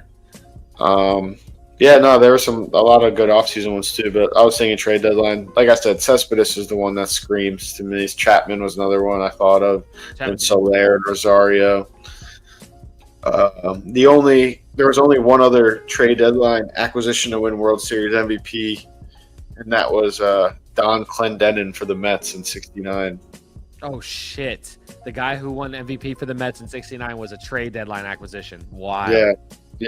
You should hit your dad with that trivia one time. One time I'll freak him out with it, and I'm never gonna forget now. He might know it. He might know it. He might. He's a fucking. But he was young. He was young then too. Obviously, '69. So yeah, he was 9 years old. My dad was born in '62. In '60 also, I should say. Oh shit. And then, best sports fight in every major American sports league. You went with Zimmer, the Don Zimmer getting thrown down by Pedro Martinez, Jason Varitek, and A-Rod going at it. That was a great fight. The Don Zimmer adds everything to it. Without Don Zimmer, both sides of his head and just tossed him down. That was just craziness. I got a couple for you if you remember. Nolan Ryan versus Robin Ventura, where he just basically puts him on. The Batista fight also came to my head where he got smashed in the face. I have that written down. Rubnet Odor fucking smashes Jose Bautista's. His glasses fly off his face. Wow. I don't know if you remember Kyle Farnsworth on the Cubs. Oh yeah, with the goggles, spearing Paul Wilson. Paul Wilson charged him out and fucking Kyle Farnsworth, all 6'7", 250 pounds of him, fucking did a perfect form tackle scoop off the ground, plants him on his back, probably broke a rib or two if I fucking just nasty. That was a great one. And then Jose Ramirez had one of the ugliest punches ever, but it just landed on Tim Anderson. Yeah, a lot of good baseball fights. I got another one too. The Roger Clemens in Piazza is a classic too. Well, he just threw a bat at him. He didn't. The whole thing is just awesome. And then he chucks the bat like his steroid head is just freaking out, like screaming. Ah! He just chucks the bat into the dugout and could have killed someone. And then he said, "I thought it was the ball." He threw it right at Piazza. Piazza said, "Get out of the way." It was crazy. Wild times. But True Vaccaro. For me, hockey fights are hard to come by too because there's so many of them. It's so common. It's not like they stand out as much. What I wrote down was actually Bertuzzi. You remember when Todd Bertuzzi came up from behind the guy and slammed his. He almost killed him. He like could have got charged. Oh that was ruthless. That was like honestly like she should have went to jail for that. That was not like them they like squaring up like you want to go. Like he took him. That was assault. Yeah, I remember that. Some of the hits sometimes in hockey. That guy like broke his neck or some shit. Like he got really badly hurt from that. It's crazy. And then Malice at the Palace I wrote down too. And then for football, you wrote OBJ Norman. That was okay, I guess. I like the Andre Johnson, Cortland Finnegan. Yes, that's what I wrote down. That is the best. I know fight. you. I know what you're looking for. The other one. The reason I like the OBJ Norman one is because all the antics by OBJ during the game. It's just ridiculous. No, Andre Johnson beat the shit out of Cortland Finnegan. I know. That's a great fight. That was a bad. Like that was like an actual fight. Like that was not a great fight. That wasn't like two athletes fighting. That was like a real fight. AJ Green had a fight too. Also, who did he fight? He had a fight too, I think, at one point. I vaguely remember, but I don't remember that. Let me take a look it up. Hold on. And obviously Myles Garrett and Mason Rudolph, where he fucking hits him with the helmet. AJ Green, Jalen Ramsey fight. Yeah. Oh yeah, when AJ Green, rewatch this fight. I was legit. I was on it. John, you're gonna remember the shit out of this. Google it. Well, the StreamYard now, you could actually like. They updated it. You could like share screen and like show me your screen. Oh wow! With this picture alone, like it's just such a classic photo. Hold on, let me see if I can share my screen here. Where it says "present" next to on the bottom. Yeah. Click share that. Screen. Yeah. We're fucking getting more technologically advanced. If this works. Look. Oh yeah. You remember this fight? Remember this? Yeah. This is Ramsey on the Jacksonville Jaguars. Click the YouTube. Top middle. Got it. We're gonna watch an ad first. Oh, we gotta watch an ad. Oh shit. But yeah. It's not. Maybe it's not. Maybe it doesn't share. Here we go. I can't see it. Maybe it doesn't share videos. I could only do like. Can you see it now? No, I can't see it. Damn. Whatever. At least we know we can share pictures now. Oh my god, it gets crazy. And then oh shit, and then the D tackle when he's on top of Ramsey comes over and fucking spears him, dude. Yeah, that was a good fight. But I love that Cortland Finnegan Andre Johnson fight. That's actually sick. We can do that with the pod. Holy shit, we're fucking lit right now. I told you. Besides the 6 teams with the shortest odds, Dodgers, Phillies, Tigers, Yankees, Mets, and Astros, who's most likely to win the World Series? You went Padres. Padres are plus 2,000 if you want to throw a bet on it. They still, I guess, think they, we're $2,600 bet on the Padres to win the World Series right now. They don't have enough starters. That's a good price, though. I mean, I think Dylan Cease's hurt because I think the Brewers have also been on that Pete Alonso 3-run home. 4 of those teams, and you might make out plus 1,000 or further, or like anybody beating Houston. The I don't see and then power rank these sides. I think I have the same order of you, except for recently I've made the switch to I put rice and beans above mac and cheese. Mashed potatoes, gravy 1, rice and beans 2nd, mac and cheese, then side Caesar, and. Like I said, rice and beans has probably just eclipsed mac and cheese in like the last 3 or 4 years. So I can go back and forth. I can see that. Favorite non-sports video game of all time? You went Halo 3. I'm a little more old school with it. I got Twisted Metal. Super Smash. I got Twisted Metal. Super Smash, a great answer. I don't know if you ever played Twisted Metal when you were little. Sure. Yeah, of course. Love Twisted Metal. The new Season 2 of Twisted Metal, the show, just came out on Peacock. I'm going to watch that after the pod. Then Crash Bandicoot. I fucking was obsessed with Crash Bandicoot on PlayStation 1. They revamped it and put it back on Xbox One, Xbox Series X now. You can play it. Nice. Like with the new graphics. It's an incredible game. Me and my sister would play. I would be obsessed with that game. PS1, at the gray system. Absolutely lore. Like ridiculous. Yeah. Ridiculous. PlayStation 1, Nintendo 64. Yeah, Crash Bandicoot is elite. Yeah, those are some fucking great times. There's a lot of other games that were like Crash that I loved, like Spyro and these other types of adventure types of games, like Ratchet and Clank. Yeah, I love those types of games in conjunction with playing Call of Duty, in conjunction with playing 007, Yeah. GoldenEye. Oh, GoldenEye's a great answer. I didn't Mario think of that. Party, Super Mario Bros, Super Mario Nintendo, like 64, like the castle, like going through the castle. That's like the most goated game maybe ever in general. There's so many. GTA San Andreas. Of all the GTAs, that was, Vice of all the City. GTAs, that was my favorite. San Andreas. You Vice could like City. lift weights and shit. Yeah. I like the Vice Vice City. City was good too. I was a San Andreas guy. Then like your homie was the one who was selling you out the whole time. At the end. Yeah. Great. Yeah. And then Pokemon Red on the fucking Game Boy was fucking amazing. Pokemon in general, Pokemon Stadium was elite game, ahead of its time.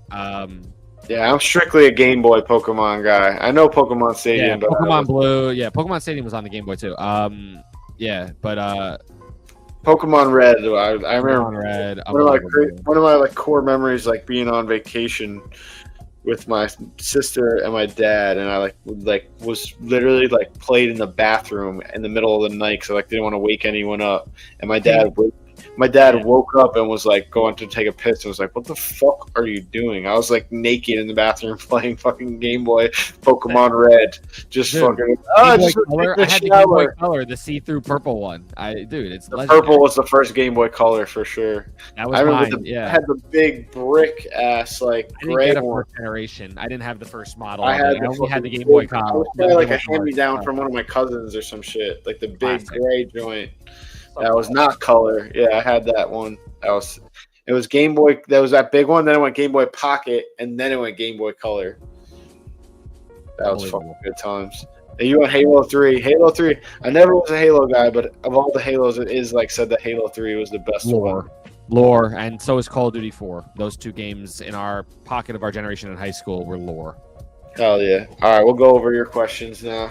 And one thing I want to say is that even when I talk to our boys, who obviously went to South and had different upbringings than me, anytime we talk about video games or any of this stuff, we meet right here. It's like, oh, by the way, we have to say Madden. By the way, Madden needs a shout. Well, I said non-sports. Yeah. Oh, yeah. True. That's a good point. Thank you for saying that. Yeah. I feel like there was something missing. Well, I like how you're like, yeah, we grew up so differently, Clarkstown North. Yeah, we I'm just saying, I'm joking. That it's like, yeah, you went to Clarkstown North, I went to Clarkstown South. But if you didn't know any better, you would say that those are two different ecosystems. I would definitely say of humans and the way people are brought up and are, and this the way it's both like 95% white. It's not that crazy different, Not that crazy, but you get what I mean. Like everyone, we're not hanging out and everyone's doing the same thing is kind of what I mean. Yeah. Which is cool. But anyway, all right. So 1, 2, 3, 4, 5, 6, or 1, 2. You want to go over your questions quick? We could rapid fire it. The questions you asked me 5 before we do the quizzes. Yeah, I'm just counting this. Okay, cool. Greatest Cowboy who isn't in the Hall of Fame. You said Eric Williams. Yeah, that was a good poll. I'm proud of that poll. It's an awesome poll. Yeah, really sounds like a Hall of Famer to be honest. But he should be. He might get in eventually, but it's also been long enough that it's not one of those ones you were saying where it's they're gonna get it's not one of those like you said Travis Frederick or Eric Allen is fucking on his 10th try, fucking scratching and clawing to get in the Hall of Fame like a fucking loser. Anyway, whatever. Yeah, you hate Eric Allen. Dude, I was listening to him talk on Pat's show, and he was just off-putting, not a fan. All right, anyway, rank your top 3 kickers from the last 20 years. You said David Akers, Elam, who's my favorite, and Vinatieri. Yeah, I love that. That's a great 3. Solid. Old school guys. They probably don't have the legs of the Harrison Buckers, the Jake Elliott. And also the legendary kicks. I think the leverage kicks that we're talking, I think probably Butker also has that as well from Akers. If you just went for one season, there was a time where Vanderjagt was oh yeah, Adam Vanderjagt. I think his name is right. I want to say it's Mike Vanderjagt. Maybe it is Mike. Shit. But he was a monster, but then he fell off hard. Kickers do that, I feel like. Yeah, Mike Vanderjagt. Good pull. I'm trying to think. Canadian guy. Yeah, Graham Gano is a great kicker. That's the Giants. Yeah, he's all right. He stinks. Great. He's definitely not great. It's not even the top 50 of the last 20 years. That's not true. I don't think he's very good. That was hate. He was on the Super Bowl Cowboys. I would put him all. I could name 3 Cowboys who are better kickers than him off the top of my head. Nick Folk, Dan Bailey, and Brandon Aubrey. And bro, yeah, and Brandon Aubrey. Yeah, Aubrey's retarded. Yeah, Aubrey. I'm wearing a Giants thing. I had Aubrey last year in fantasy. Think about there's 32 NFL teams. I gotta be clear. I invested in Aubrey. I did not draft Aubrey in our fantasy thing. I invested in him because of how early I drafted him because he is the fucking man. Yeah. Yeah, I'm just saying that was a crazy call. Also something people don't talk about when they talk about Brandon is not a great kicker. He is good to decent kicker at best. I think he's very good. I think he's a B+ kicker. No. Yeah. What team in the NFL will make the biggest leap from last year? One from the NFC, one from the AFC. You said the Chargers on the AFC side. It's a good pick. And the Bears. I think it starts and ends with coaching. I think Ben Johnson is gonna. I heard he's been running like a really, really tight camp. I think he's gonna bring. I think a lot of the credit has gone to Dan Campbell in terms of like being an attitude changer. And I think Ben Johnson has a lot more to do with that than people think. Like, I think they think he's like this pretty boy whiz kid, but he also like squats like 450 pounds. He's very intense. Everyone says he's a psychopath at practice. He's very intense, very diligent. Everything. He's a perfectionist. I saw a clip, John, when I was watching quarterback when Goff was on the field, and he's like, he comes over to Goff to congratulate him about something when Goff's sitting there, but the way he says it, and he says something, he like compliments Goff, but in this backhanded, like very poignant way, like it's just like you could just tell. Like, I even remember saying to Chrissy, I was like, I like this guy. There's something about this guy. Like, he's not a Mike McDaniel goofball. Like, this guy is on it, actually. Like, really. And that division is good, but it also feels like they're all good. Like, they're all close. Like, and there's like. It does feel a little closer than it actually seems. Minnesota is not as good as people think. I like them as a roster. It's a well-coached division. And we'll see with Ben Johnson, because now, like, the clear lacking point for the Bears was Eberflus as a head coach was getting out-coached by all these other guys. For sure. And I think now that they've taken a step closer, in my opinion. So I think they can win a few of those close games, like the one against the Lions on Thanksgiving Day. Like the one against the Packers. Like, I think that they're going to have better chances to win those games in the division with Ben Johnson than with Matt Eberflus. I think Matt LaFleur could be. It's possible in some regard he could be the weakest coach in the division. I think no chance. Matt LaFleur is a good coach, dude. Matt, you like him? You like him more than O'Connell? Yeah, I like him more than Ben Johnson right now. I think he's the third one right in that division, right? I think LaFleur is the best coach in that division.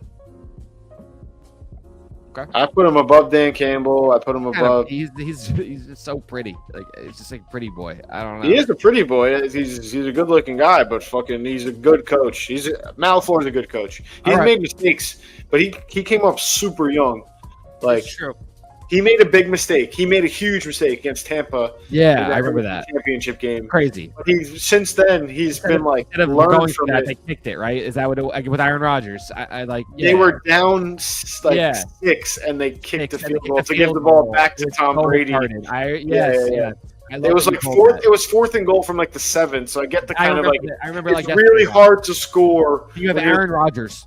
Yeah, but no, I get. He won MVP that year. It's a terrible call. But I'm saying the thought process is super hard because you only have so much field to work with, and you need to score within that 17-yard window, and they could defend the touchdown line basically. But then again, if you kick the field goal and then kick off the ball to Tom Brady, he gets 1 first down and the game's over. Then what are we talking about? And if he has time to get 1 first down, you should have had time to at least.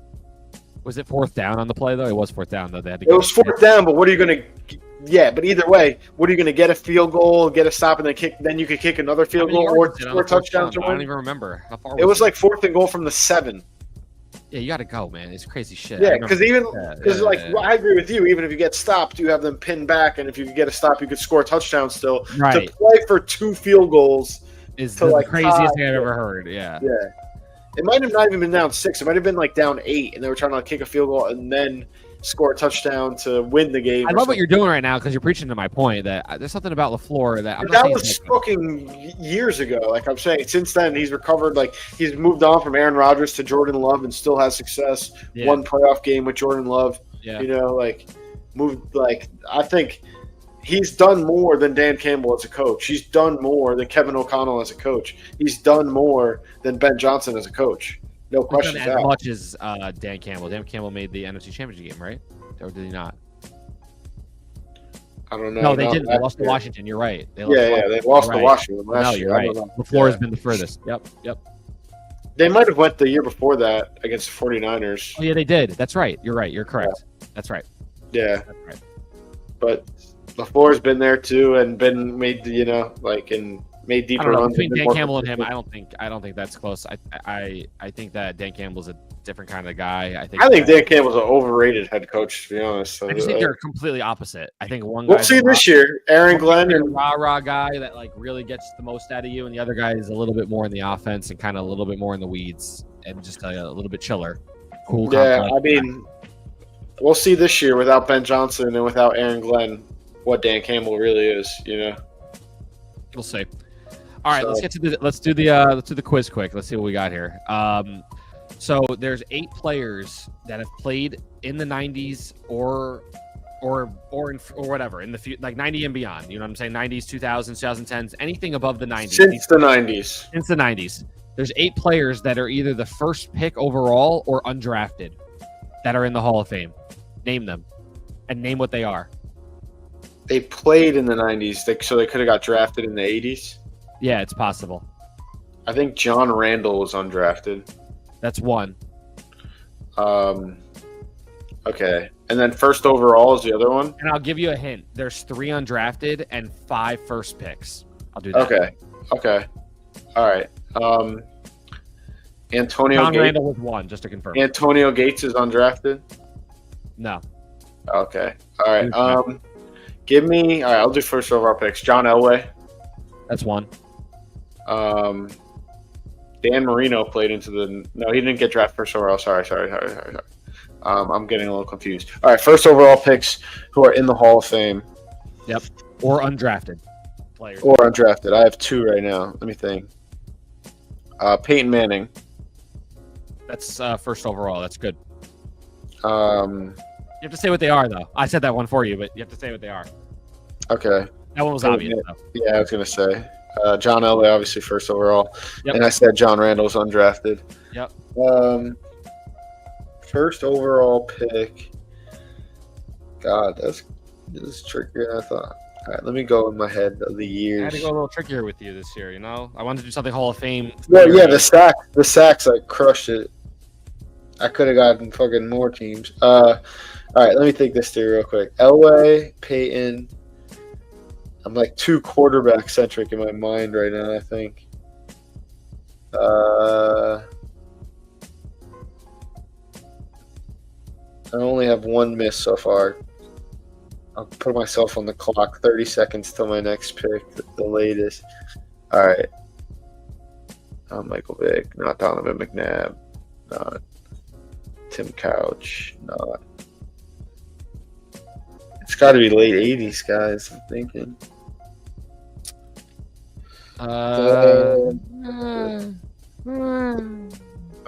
First overall picks, are they all quarterbacks? No. Okay. 2 of them are not. 2 of them are not quarterbacks. So 2 of there's them only you one already more. named are One or quarterbacks. more quarterback. So there's only one more quarterback left. Okay. All right. That helps. And it's wild you haven't said Oh, it. Orlando Pace. That's one. First overall pick. Yeah. There you go. Okay. That was a good pull. Jonathan Ogden. First overall pick. No, I think he went like second. I might need position. One guy you haven't named is the craziest thing of all time. Wow. For the First record, overall. you said Troy Aikman. Yeah. Because I was going through the years in my head. I said it's the craziest of all time. All right, so just to Troy. recap, to get you centered, John Randall is the only one you've named undrafted. For first pick overall, you've named Peyton Manning, Orlando Pace, now Troy Aikman, John Elway, and there's 1 more there. Yeah, so there's 3 more total. And I have a surprise backup quiz on this, by the way. Okay. All right. So non-quarterback, first overall pick in the Hall of Fame has to be a tackle. Maybe. Is it not a tackle? It's not a tackle. Oh, wow. Pass rusher? Mm. Yeah? Now we're getting somewhere. It's a pass rusher. Played in the 90s. God. Reggie White. I don't know who it is. Lawrence Taylor. First overall pick. Pass rusher. Yeah, he played from 85 to 2003. Just throwing that out there. Oh my God. 85 to 03. Yeah. Yikes. So I wasn't wrong. I just wanted to make sure I was just right. No, you're good. You're good. You're good. Bruce Smith. That's it. Okay. All right. That's okay. That was formidable. That was good. And then you need two more undrafted players that are in the Hall of This Fame. is hard. I thought Gates was a good guess. He got drafted. Antonio Gates got drafted? Yeah. What round?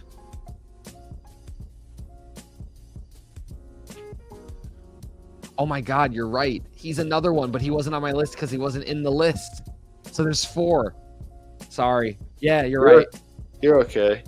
He's this year, so he wasn't on this list that I pulled. So it sounded crazy, but I just totally blanked that he was this year's class. Oh my God. Yeah, he never played a down of college football, so how would he get drafted? Basketball player. That's right. Oh my God. Yeah, he's going to be the first player in the All right, so there's 2 others besides John Randall and Antonio Gates. All right. Because he's the first player to never play college football who's going to go to the Hall of Fame or is in the Hall of Fame, whatever. Yeah, he deserves it. He has most touchdowns of all time for any tight end. That's a tight end, yeah. All right, 2 more undrafted players. Give me positions or some sort of help for years. Quarterback? Both. Quarterback. Warren Moon? That's 1. Well, that's kind of he went to the USFL, like he got drafted. I don't know. That's kind of, but I get what you're saying. He didn't get drafted into the NFL. Warren Moon. What's the other? Steve Young went to the USFL. Man, Warren Moon and another quarterback. Yeah. Hang on. I got John with a good quiz tonight. Let's go. I mean, I'm getting a lot of answers. You are doing well. Yeah, it's just most people no one would have gotten John Randall that we know. No one would have gotten. No one got Orlando Pace either. That was wild. Yeah.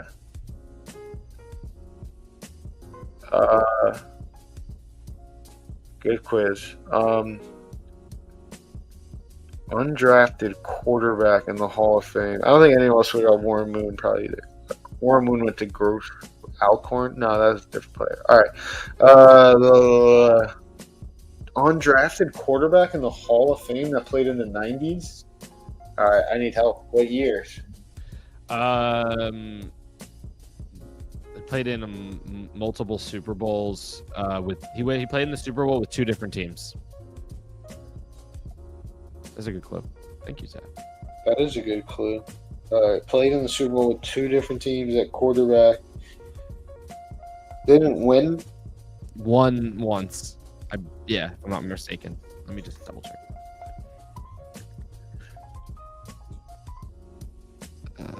I think he won once. God. Yeah, once. I'm good. I know what I'm talking about. God, who the fuck is this? It was the Super Bowl MVP, actually. And he played in the 90s? Oh, yeah. Into the 2000s. He's 98 to 2009. Okay. All right. 98 to 09. I can figure this out. Played in 2 Super Bowls from 98 to 09 and won 1. And is in the Hall of Fame. And undrafted. Oh, Kurt Warner. Oh, that was pathetic. It's not pathetic. It's a quiz. Yeah, that was. I should have got that. But I forgot back. Undrafted players that are in the Hall of Fame. Antonio Gates, welcome. John Randall, Kurt Warner, and Warren Moon. First picks that are in the Hall of Fame. Here comes my backup quiz. Peyton Manning, Orlando Pace, Troy Aikman, Bruce Smith, John Elway. And there are 3 other players here who played in the 70s and the 80s who are huge names as well that are also first pick overalls that are in the Hall of Fame. Would you like to take a stab?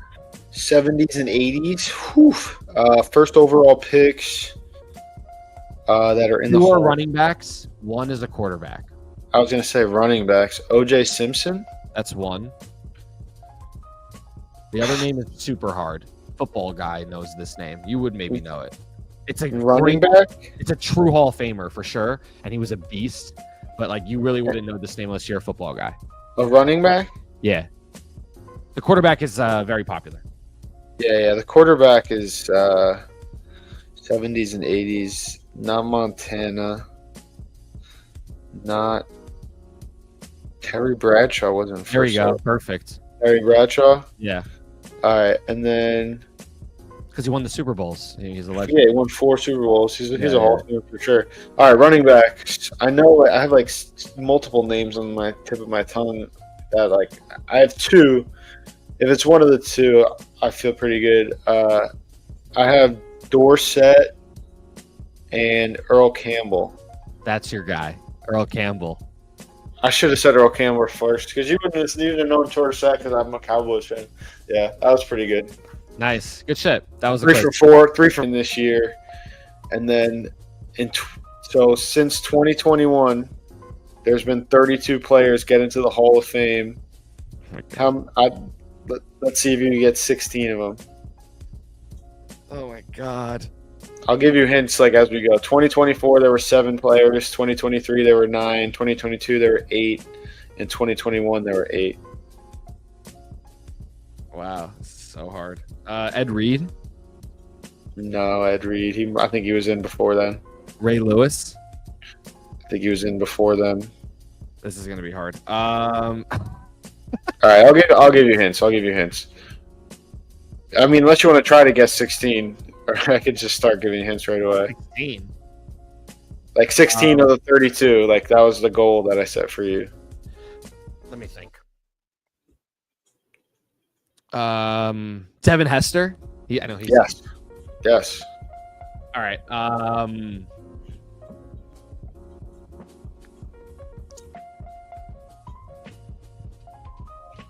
Darrelle Revis. Correct. That's 2. How many do I 2 need? wrong. 16. That's 2 with 2 wrong answers. You got to go on quite a run. You said one before.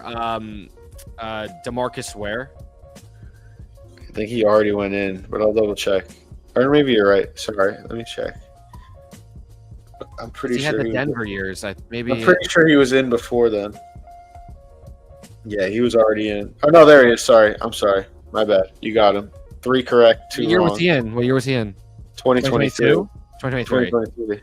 Okay.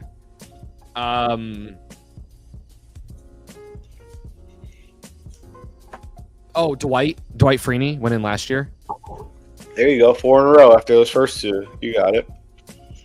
but I already have 2 wrong. Even if I get a 3rd wrong here, you have to let me keep going. I need All right. true 3 guesses here.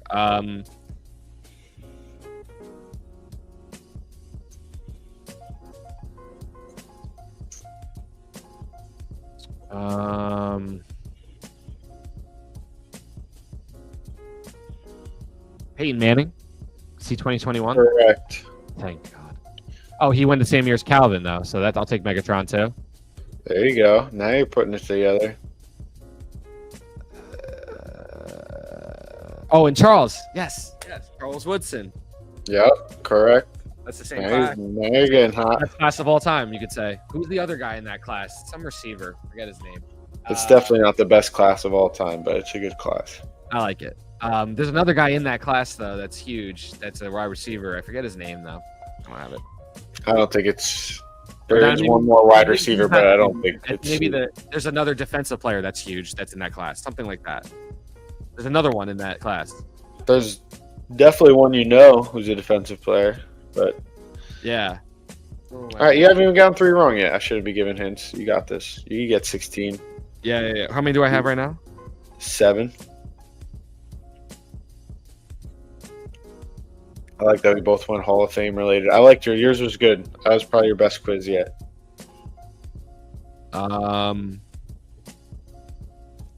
Joe. The boys getting hot. I'm running out of names. Julius Peppers. Did he go in earlier? I don't know. No, I think he was on here. I'm pretty sure. Let me double check. I know I saw him. Yep, he was last year. Who else was last year? I already said Hester and Breeny, and now Peppers. That's a great class too. Oh, we said him before. Andre Johnson. The Finnegan fight. Yeah. Okay. The boy's hot. I am missing Steve McNair. I don't think so. No, he's not here. All right. Let me keep going though. That's 3. That's 3. Yeah. Let me keep going. You're good. Patrick Willis. Yes, that's my guy. You have 5 of the 7 from last year, and the other 2 are like older guys who got in late, or even maybe like legends. So, but last year you basically cleaned out of modern era players. Okay. I said Revis before. Yeah, you got Revis. Can I have a clue? Who else is in the class with Revis that I've named? You want me to tell you who else? Give you the players? What do you mean? No. You want clues? You want clues from 20? Anyone else from 2023 with Revis that I named already? Oh, Joe Thomas and DeMarcus Ware. Thank you. That's what I was checking. Okay. I got you. There's someone else in that class. Joe Thomas. Zach Thomas. Yes, correct. Good job. I remember the 2 Thomases. Yes. Okay. In that class, there's one more, I would say, modern era player. Really? Yeah, the rest will be tough. I mean, modern. If you remember that class, you on the defense, right? Defense. Yes, play defense.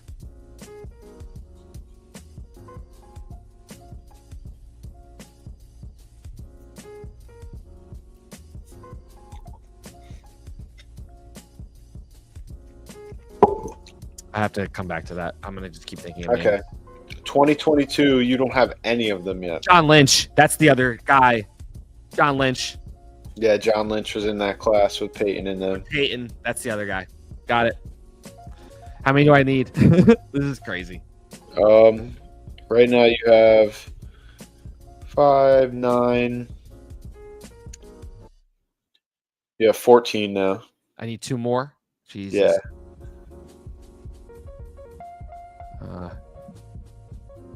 I said DeMarcus Ware, Joe Thomas, Darrell Revis. That was a big class, 2023. There's other guys in there. 2022, you have no one. 2022, I have no one.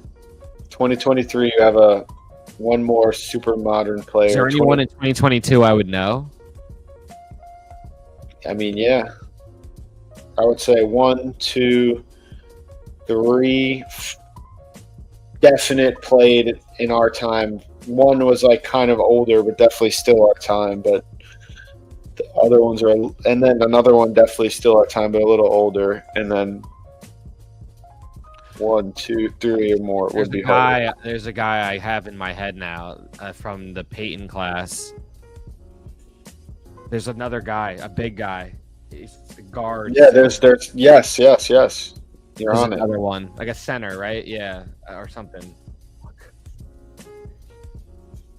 I watched that ceremony. That's why I know this, John. He played for the Jets and the Steelers, mainly the Steelers. Steelers to the Jets. Yeah.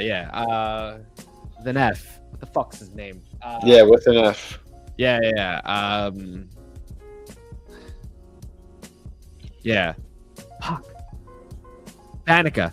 Yes, Alan Faneca. Faneca. Yep. Beast. All right, I need one more.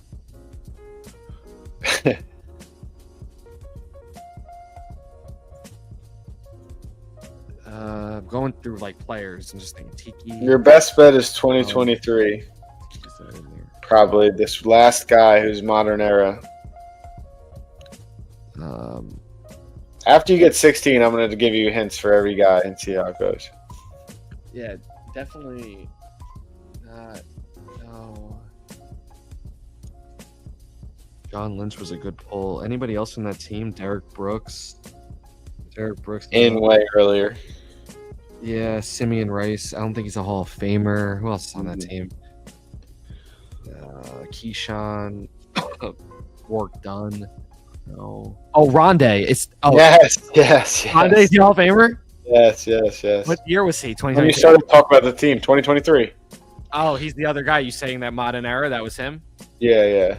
All right. All right. So I would say 2024, you're not going to get these guys, the last two. It's Randy Gradishar and Steve McMichael. Like I said, older guys. 2023, this guy was a coach for the Chargers, kind of revolutionized like the modern passing offense with Dan Fouts and Kellen Winslow. They called his offense Air, and then his last name. Schottenheimer? No, earlier. If you don't know it, you don't know it. I don't know that. His name is Don Coryell. He was a coach for the Chargers, like I said, modernized like the passing game. This guy is the only player to win Super Bowl MVP but lose the game. Played for the Cowboys, Super Bowl 5. If you don't know it, you don't know it at that point, pretty much. I don't have it. Chuck Howley. Chuck Howley. This guy was part of the New York Sack Exchange with the Jets. Not Mark Gastineau, obviously. Yeah, no. You know, you think about like famous Jet players, like you'll see a retro jersey of him every once in a while. Klecko? Joe Klecko? Yes, Joe Klecko, yes. Yeah, okay. Yeah. My dad's a Jets fan, as long as I know. Yeah, I mean, he's a pretty famous player. Yeah, you've seen him with the throwback. Yeah, Jets. This one's probably real. This one's super hard. Played safety for the Houston Oilers, up there in interceptions all time. I don't think you'll have it. It's Ken Riley. 2022. This one we got no one. Left tackle for the Jaguars out of Penn State. Eventually ended up being the first ever player taken in the expansion draft from the Texans. Oh, I know this name. Tony something. Yes. That was a great hint, by the way. That was a sick hint. Because I know that stat. Tony something. I don't know his last name. Tony Baselli. Yeah, Tony Baselli. There you go. This Nice. guy was a speedster wide receiver for the Raiders in like maybe 70s, 80s. His last name is something to do with a tree. Branch? Yes, Cliff Branch. Okay. This guy was a really good safety for the Packers during their kind of heydays in the 90s. Hard hitter, Leroy Butler. Stud. This guy, I don't know who he is. I think he was like a contributor, Art McNally. This guy was a great middle linebacker who played with a team that had 4 linebackers go to the Pro Bowl with the Saints, with Pat Swilling and Ricky Jackson. That's wild. What a stat. And then he also played for the Panthers. He tragically died pretty young. Great linebacker. Undersized middle linebacker, short. Sam Mills, stud. Good name. This guy, he's been part of a quiz before when we were talking about players. Like, he played there, primarily played with the Patriots, and then went to a different team. Patriots? What position? D tackle, DN, 3 technique, I guess I'd say. Patriots. Wilfork? No. Seymour? Taller. Yes, Richard Seymour. Okay. This guy coached. This guy won a Super Bowl for the Rams as a coach. Also coached for the Eagles with like the Vince Papale movie. Oh, yeah. I know who this is. I just can't. Greg Kinnear played him in the movie. Yeah, played him in the movie. Yeah. Oh my god. This is gonna hurt that I can't pull the name. He coached the greatest show on turf Super Bowl for the Rams. Yeah. No, I thought that was Martz that did that. No, that was not Mike Martz.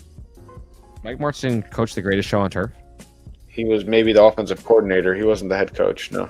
Oh. Fuck! What the fuck's this guy's name? He's the coolest guy. Oh my god. Not a penis, but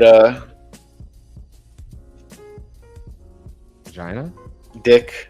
Oh, Vermeil. Fuck. Dick Vermeil. This guy was a D tackle for the. I said vagina. Yeah, you're an idiot. For the 49ers, this guy was a D tackle. He always had the face mask with like the big bar through the middle. Oh, Young. Yes, Brian Young. Yes, Yeah, good job. Yeah. That was it's early Niners. Like when I first was like really into football, obviously with like early Giants games. Great Madden player. Yeah. He's cool. What was his first name again? Bryant. Brian Young. Young. Kobe Bryant. Yeah. This guy played for the Cowboys.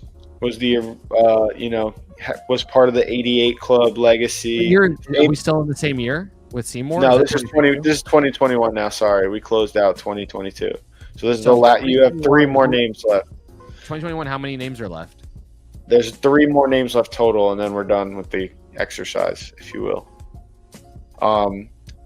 He played for the Cowboys, wore number 88, wide receiver, obviously. He famously like thought he was getting in the year before, and there was like people. Drew Pearson. Yeah, I got it. Yeah, correct. Yeah. This guy, I don't know who this is.